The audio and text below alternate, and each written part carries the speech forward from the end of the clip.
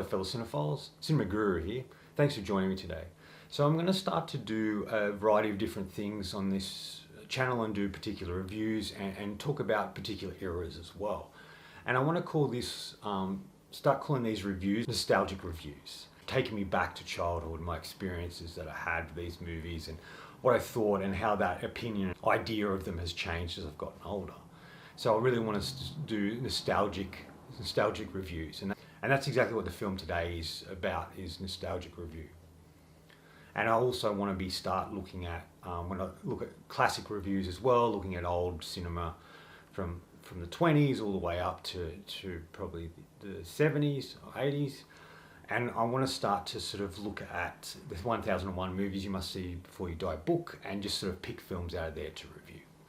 Anyway, today I'm reviewing Waterworld. This came out in 1995 and was directed by Kevin Reynolds, and this was the third or fourth collaboration that Kevin Costner had with Kevin Reynolds, and they formed a great bond to begin with. This film caused a big rift between them, and ultimately they wouldn't work again together until Hatfield McCoy. It was a mini-series Western thing many years later. Their previous film before this was Robin Hood, Prince of Thieves, which was fun and entertaining. That and this are very blockbuster films of the 90s, and I kind of like that. The film was also co-written by David Towie, I think is how you pronounce his name, who would go on to make his own sort of anti-hero sort of sci-fi films with the Riddick films. You know, Pitch Black, Chronicles of Riddick, and there's obviously a fourth one coming out. And he did a variety of other films in between as well.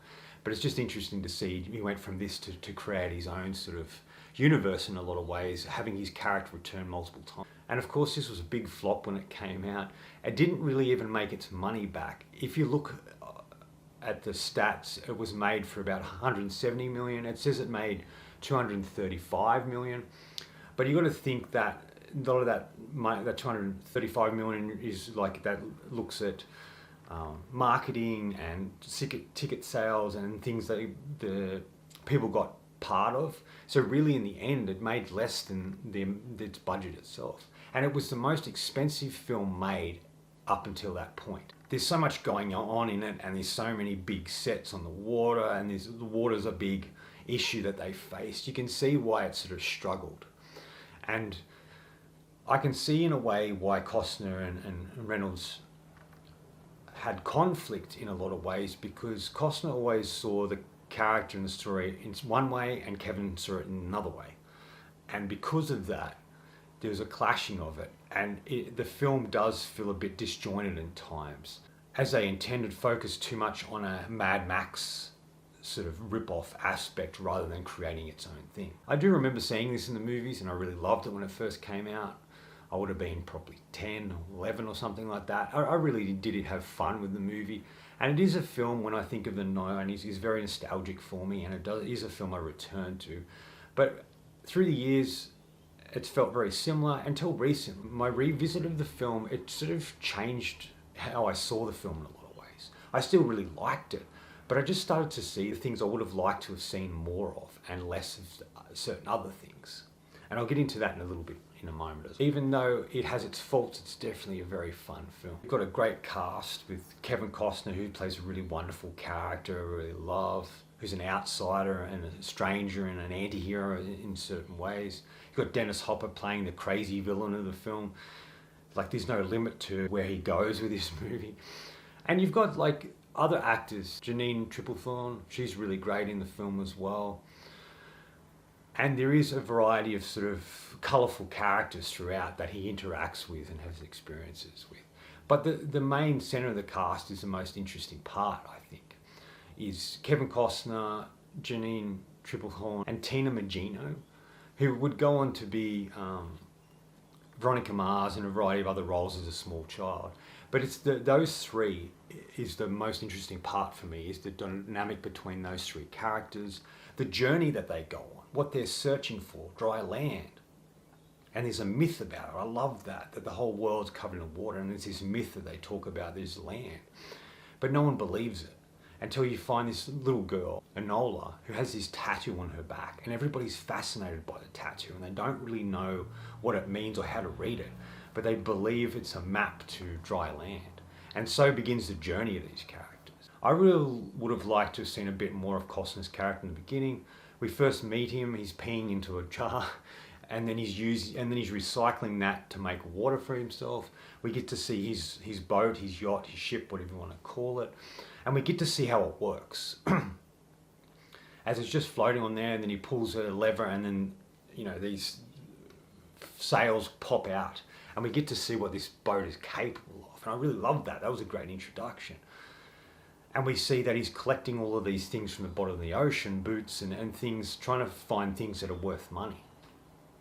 But in this world, in this new world, dirt is the thing that's worth the most, because no one has any. No one knows where to find it, and it's sort of this lost thing, and it's currency. And the story, they go back to the barter system after this tragedy happens with the ice caps melting and the world is engulfed in water. And that there's these great cities underneath the water that they don't know. There's all of these new people who haven't experienced this before and don't know what the world was before and what it is now. And it sort of resorts back to very simplicity, bartering, and there's threats of people all around. And people are just trying to find their place in this world. In a lot of ways, it resorts back to the old days of big ships and pirates and all that sort of stuff. And I kind of wish they lent into that more. I kind of wish that the Dennis Hopper character was more of a pirate than a Mad Max sort of reject, so to speak. And I know that's what they were going for, but I just felt if you did more of a Pirates of the Caribbean, because the world's engulfed in water, you'd expect that they return to the ships, that they get back on the water. And that's kind of what I wish the film had done. It would have made it so far more interesting. Because like I said, the journey with the three main characters is the most interesting part. Then when we get to, the first half's like that and the ending, but when we get to like the second half and the middle, probably Act 2, we just get these sort of crazy, wild characters who are on this big ship and they have to row. They're called smokers because they have fuel and they have planes and jet skis, and they're a real threat to people in that world. I just wish they were more pirates. It just would have made more sense. And it would have made more sense if Mariner, I think his character's name, Costner's character's name is, if him and the girl and the woman were going to find dry land, and Dennis Hopper's character was doing the same, and it was sort of back and forth, much more like what pirates would do. In a lot of ways, this is a precursor to Pirates and Cutthroat Island and movies like that, where it was really on the high seas and it was ships and it was searching for their place and ultimately finding treasures. And the treasures they found were things that used to be worth nothing are worth much more now.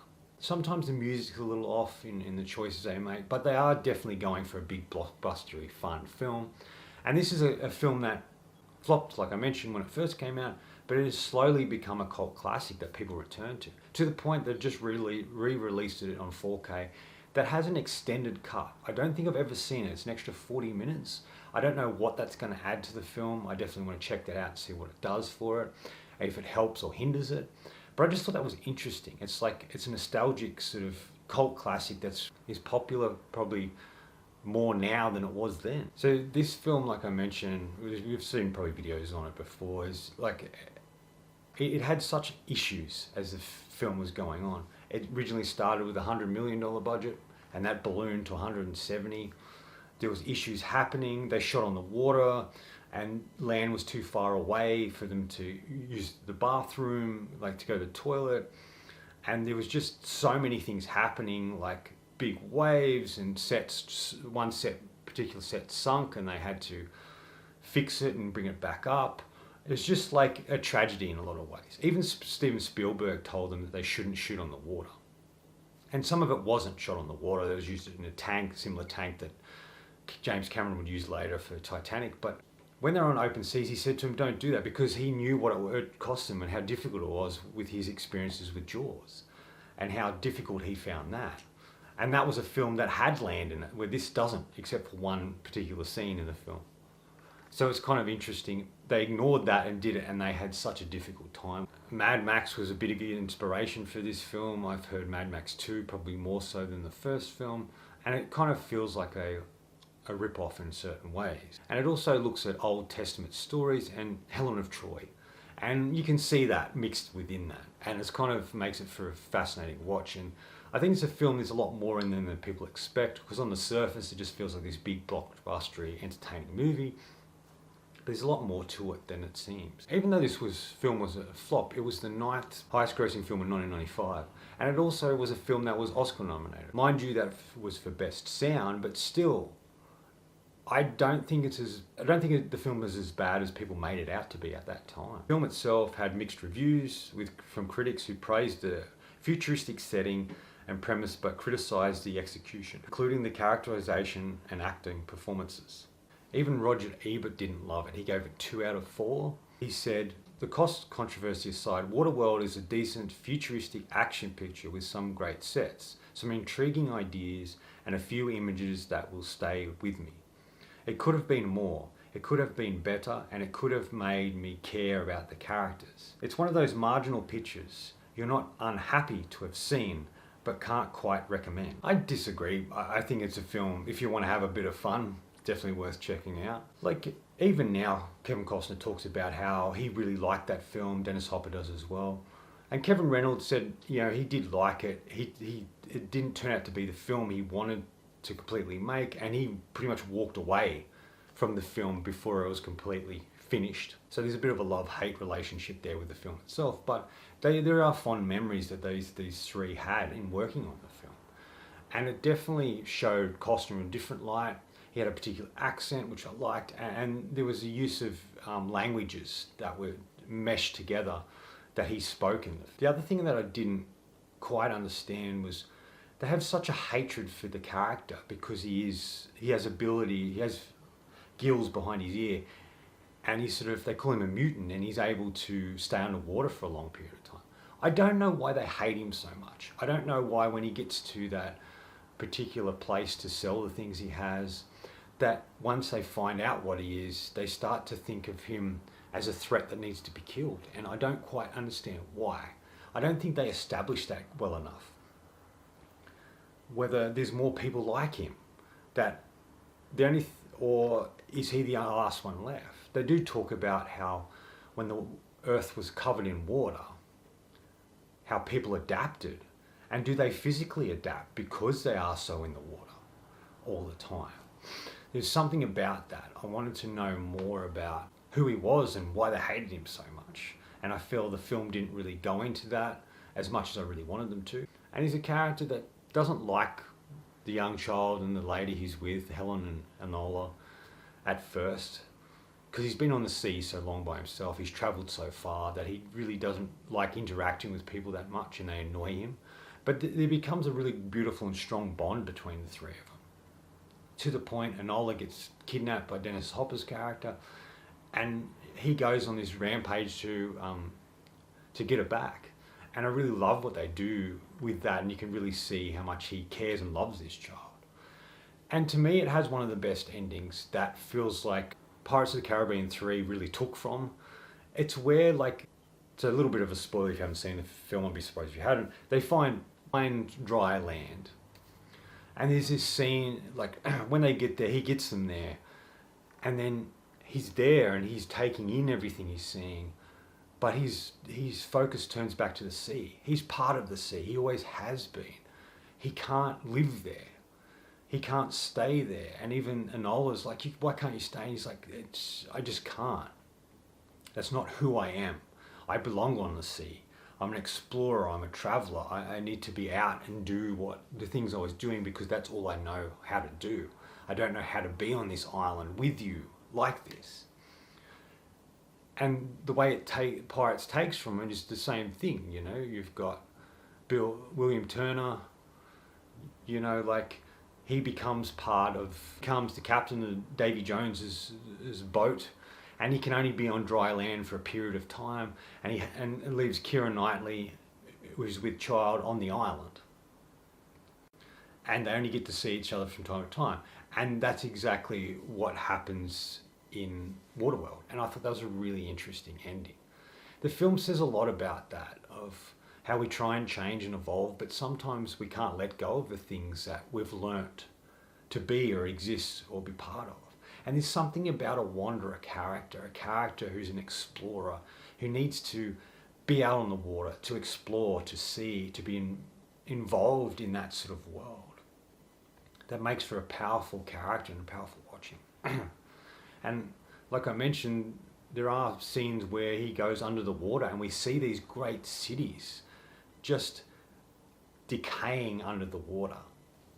These cities that used to exist, that kind of felt like when the idea of Atlantis sunk to the bottom of the ocean.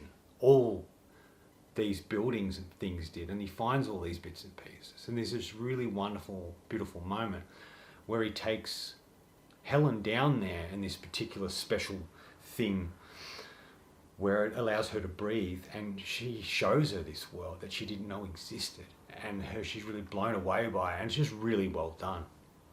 The whole film has some great aspects to it, great scenes and set pieces, but like I mentioned, I just wish they'd lent more into the pirate aspect than what they actually did.